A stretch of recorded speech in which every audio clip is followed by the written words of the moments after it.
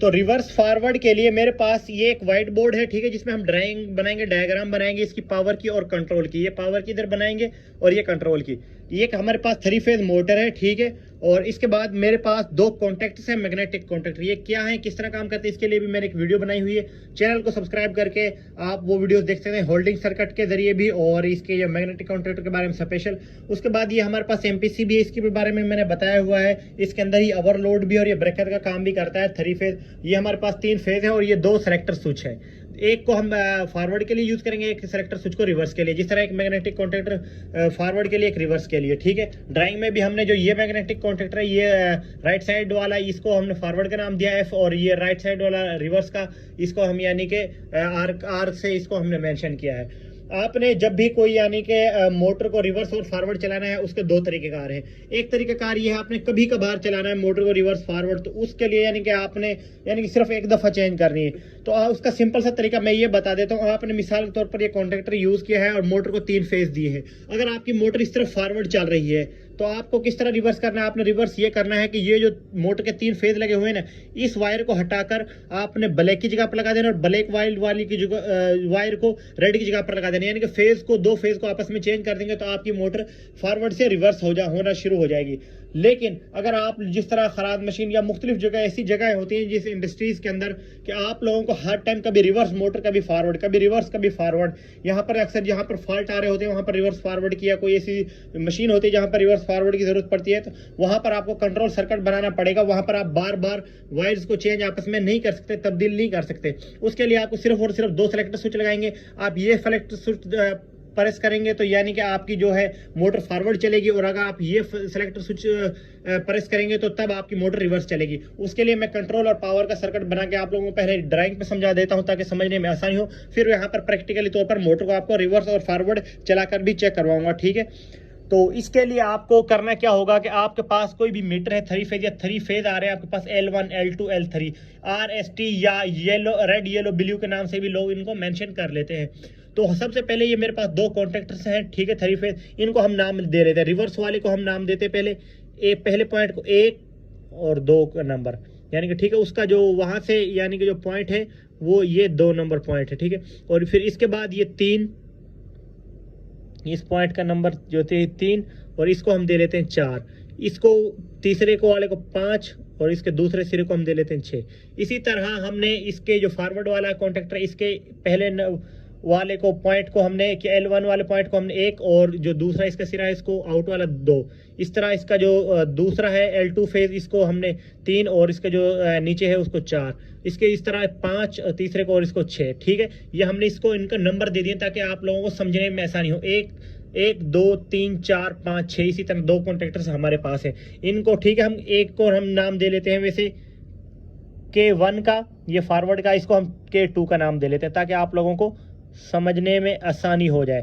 K2 यानी कि reverse वाला और K1 फॉरवर्ड वाला, ये सिर्फ मैंने नाम दिया, आप कोई भी नाम दे सकते हैं। अब हमने करना क्या हमने इसके हमने देने, सबसे पहले आपको कनेक्शन देने यहाँ पर, ठीक है। L1 L3 को आपने इस 5 नंबर पे दे देना है, L2 को आपने 3 नंबर पे दे देना है और L1 को 1 नंबर पे दे देना है फेज को। अच्छा, उसके बाद आपने यहाँ से, अब ये आपकी मोटर जो है इसमें 6 वायर्स होती हैं 3 फेज में। आपने अगर इसको स्टार चलाना तो ये 3 आपस में पॉइंट सेट कर दो, इन 3 वायर्स को बाहर निकाल ले। और आपने अगर इसको डेल्टा में चलाना तो इन आपस में इस तरह इन आपस में पॉइंट्स को शार्ट कर दे और यहाँ पर से 3 वायर्स बाहर निकाले। स्टार डेल्टा में भी इंशाल्लाह मैं आप लोगों को अगली वीडियो में समझाने वाला हूँ बहुत अच्छे तरीके से। तो आप चैनल को लाजमी सब्सक्राइब कर लें ताकि उन तमाम तरह आने वाली वीडियोस आप तक पहुँचती रहे। तो हम अभी इसको मोटर को स्टार में चलाना चाहते हैं तो इस पॉइंट्स को मैं यानी कि शार्ट कर देता हूँ, आपस में लूप डाल देता हूँ। और यहाँ से अब मैं क्या करता हूँ, तो यहाँ से मैं एक यानी कि फेज लेता हूँ और ये मोटर को लाके दे देता हूँ, ठीक है। और यहाँ से एक फेज उठाता हूँ, ये मोटर को लाके लगा देता हूँ। यहाँ से एक फेज उठाता हूँ, मोटर को लाके लगा देता हूँ। अभी हुआ क्या, अभी अब खाली अब हमारे पावर के कनेक्शन हो गए। इस कॉन्टैक्टर को हम चलाएंगे तो हमारी मोटर फॉरवर्ड चलना स्टार्ट हो जाएगी क्लॉकवाइज। और अगर अब हमने इसके कनेक्शन किस तरह करेंगे, इसको अगर ये चलाएं तो हमारी मोटर रिवर्स चलना शुरू हो जाए, ठीक है। हम वायर भी जिस तरह मैंने पिछली वीडियो में बताया था, आपस में अगर यहाँ से वायर चेंज करेंगे तब भी हमारी मोटर रिवर्स हो सकती है। लेकिन हमने क्या करना है कि हमने जल्दी जल्दी रिवर्स फॉरवर्ड करना है और कनेक्शन चेंज नहीं करने बार बार हमने। तो इसके लिए हमें एक दूसरा कॉन्टैक्टर जो K2 के नाम से मैंने बनाया है, इसको इस्तेमाल करना पड़ेगा। आपने इसको किस तरह इस्तेमाल करना है, इसका तरीकाकार मैं आपको बता देता हूँ। आपने कोई 2 वायर चेंज कर देनी है। आपने क्या करना है, जो 1 नंबर वायर है उसको आपने 1 नंबर पर ही जाके लगा देना है। 1 नंबर वायर को आपने 1 नंबर दूसरे कॉन्टेक्टर के साथ वाले कॉन्टेक्टर के 1 नंबर पर ही जाके लगा दिया, ठीक है। जैसे ये 2 वायर्स आपके ये 2 कॉन्टेक्टर पड़े हुए हैं उस तरह। और अब बात दूसरी, अब ये जो 2 फेज हैं 3 और 5, इनको आपस में क्रॉस कर देना है। ये 3 नंबर जो वायर है इसको आपने क्या करना है, 5 नंबर से जाके लगा देना है। यहाँ से उठाना है इसको और यहाँ से, ठीक है, और यहाँ से ले जाकर इसको लगा देना है। किसको लगाना है, 5 नंबर को। यहाँ से किसको, 3 नंबर को उठाया, 5 से मिला दिया। 1 को 1 से मिलाया और 3, लेकिन 3 को 5 से मिला दिया। अब 5 नंबर को वायर्स को आपने उठाना है, ठीक है। 5 नंबर वायर्स को आपने उठाना है और इसको किसके साथ मिला देना है, इसको मिला देना है आपने 3 नंबर वायर से, ठीक है। समझ आ गई होगी। यहाँ से इसको पहले वाले कॉन्टेक्टर को L1, L2, L3 same to same ही हम लाए और मोटर को फॉरवर्ड चला दिया।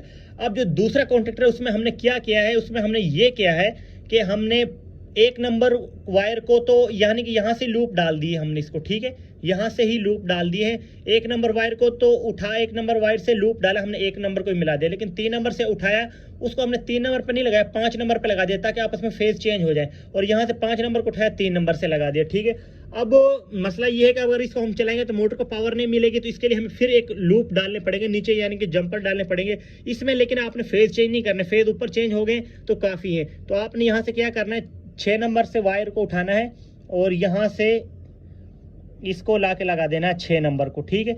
उसके बाद 6 नंबर, उसके बाद आपने 4 नंबर से उठाना है तो इसको भी 4 नंबर पर ही ला के लगा देना है, ठीक है। और उसके बाद आपने 2 नंबर को से वायर को उठाना है और 2 नंबर पे लाके लगा देना है। ये आपके हो गए पावर के कनेक्शन। अब मसला है इनको कंट्रोल किस तरह करना है। हम हाथ से तो इनको प्रेस नहीं कर सकते बार बार आके, ठीक है। इस तरह हम हाथ से तो इनको नहीं चला सकते और बाज़ औकात कॉन्टेक्टर हाथ से प्रेस भी नहीं होते और ये इस तरह गलती बोई। अब इसके लिए हमने सेलेक्टर स्विच कंट्रोल सर्किट बनाना है। कंट्रोल सर्किट भी ड्राइंग में समझ लें ताकि आपको कोई भी कंफ्यूजन ना रहे। अभी देखें हमने क्या करना है कि आपके पास कोई भी कंट्रोल सर्किट के लिए आपको, जैसे कि मैंने पिछली वीडियो में बताया था, जो मेरे पुराने व्यूअर थे उनको तो अच्छे से समझ आ रही होगी इस वीडियो की, कि जो जब भी आपने कोई यानी कि कंट्रोल सर्किट बनाना है तो उसके लिए आपको देखना पड़ता है कि आपके पास जो कोई ये कॉन्टेक्टर हैं या आपके पास कॉइल वगैरह है वो कितने वोल्ट वाली हैं। अभी इसको मैं देख लेता हूं तो यहाँ पर देखें कॉइल के यहाँ पर मेंशन होता है ये 220 वोल्ट वाली है। इसके लिए मुझे न्यूट्रल और फेज की जरूरत पड़ेगी। अगर 24 वोल्ट की होती तो हमें 0 वोल्ट और 24 वोल्ट की जरूरत पड़ती। और ये हर मुख्तलिफ कॉन्टेक्ट पे मुख्तलिफ जगहों पर लिखा होता है, इस पे यहाँ पर लिखा हुआ 220 वोल्ट, ठीक है। अब अगर कोई 24 वोल्ट हो रहा था तो वह होता तो वहाँ पे 24 वोल्ट लिखे होते। और कॉइल का जो पॉइंट होते हैं वो A1 A2 होते हैं। देखिए इसमें A1 और A2 यहाँ पे लिखा हुआ है, इसके अंदर A1 यहाँ पे लिखा हुआ है और जो दूसरा यानी कि पॉइंट है कॉइल का वो A2 यहाँ पे लिखा हुआ है, ठीक है। यानी कि कहीं भी लिखा हो सकता है लेकिन A1 A2 कॉइल के पॉइंट होते हैं। आप अब ये मेरे पास 220 वोल्ट के, तो इसके लिए मुझे 2 वायर्स की जरूरत पड़ेगी, एक न्यूट्रल और एक फेज की, ठीक है। तो अब यहाँ पर मेरे पास मान लीजिए कि ये मेरे पास एक फेज है और इसको मैं L1 के नाम से दे देता हूँ कि समझ लीजिए हमने यहाँ से फेज को उठाया और हमारे पास एक पॉइंट है N न्यूट्रल, यानी कि ये न्यूट्रल पॉइंट से मुराद ये होता है कि आपका यानी कि न्यूट्रल पॉइंट है 0 वोल्ट और 220 वोल्ट, यानी कि 220 वोल्ट सिंगल फेज हमारे पास सप्लाई है। तो अभी आपने क्या करना है, इसके लिए हमें ये करना ये होगा कि यहाँ से हमने पहले एक कॉन्टेक्टर का यानी कि जिस तरह होल्डिंग सर्किट बनाते होते हैं उस तरह हमने कंट्रोल बनाना है, ठीक है। अब उसका कंट्रोल बनाने के लिए आपको क्या करना होगा, सबसे पहले आपको अभी इसके अंदर यहाँ पर लगाना होगा एक सेलेक्टर स्विच। वैसे ये मैं बिगर होल्डिंग वाला बता रहा हूँ क्योंकि सेलेक्टर स्विच की मदद से हमने बनाना। अगर पुश बटन से बनाना होता है तो फिर वो होल्डिंग वाला सर्किट पूरी मुकम्मल जो पिछली वीडियो में समझाई थी उसके मुताबिक ड्राइंग बनानी पड़ेगी, उसके मुताबिक कनेक्शन करने पड़ेंगे।